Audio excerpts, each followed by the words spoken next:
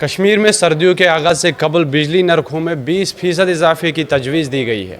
یہ اضافی چارج صرف ایسے اوقات میں نافذ کرنے کی تجویز دی گئی ہے جب بجلی کی طلب میں سب سے زیادہ اضافہ ہوتا ہے، یعنی 24 گھنٹوں میں ان 8 گھنٹوں کے دوران جنہیں پیک آورز کہا جاتا ہے۔ یہ تجویز مرکزی حکومت کے time of day tariff system کے تحت پیش کی گئی ہے، جس کے مطابق ملک بھر میں بجلی فراہم کرنے والی کمپنیاں مخصوص اوقات میں صارفین سے اضافی چارج لیں گے۔ اس نئے نظام کے تحت صبح 6 بجے سے 9 بجے اور شام 5 بجے سے 10 بجے رات تک کے اوقات میں صارفین کو 10 سے 20% ادا کرنے پڑے گے۔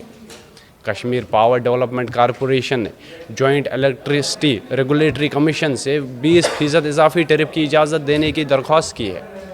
تجویز کے مطابق اضافی چارجز گھریلو اور کمرشل صارفین دونوں پر نافذ ہوں گے، تاہم زراعت کے شعبے کو مستثنی رکھا گیا ہے۔ وادی کے مذہبی رہنماؤں سمیت سیاسی لیڈروں نے اس اقدام کی شدید مخالفت کی ہے۔ میروائز عمر فاروق نے اسے لوگوں کے ساتھ سنگین ناانصافی قرار دیتے ہوئے حکومت سے تجویز کو واپس لینے کی اپیل کی ہے۔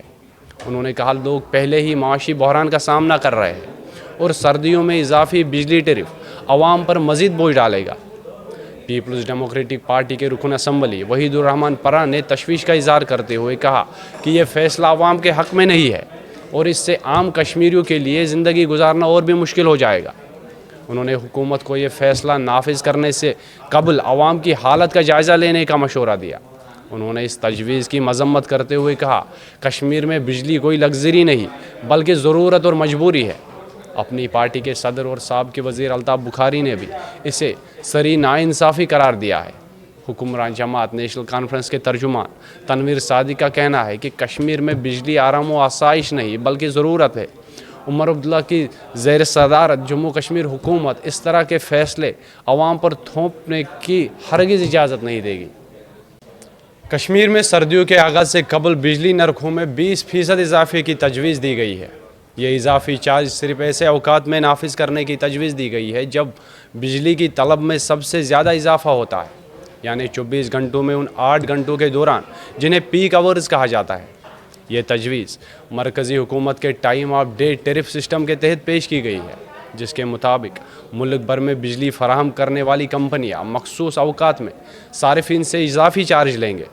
اس نئے نظام کے تحت صبح 6 بجے سے 9 بجے اور شام 5 بجے سے 10 بجے رات تک کے اوقات میں صارفین کو 10 سے 20% ادا کرنے پڑے گے۔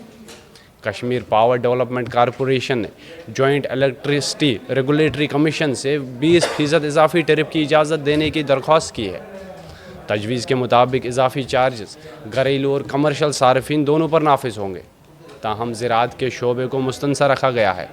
وادی کے مذہبی رہنماؤں سمیت سیاسی لیڈروں نے اس اقدام کی شدید مخالفت کی ہے۔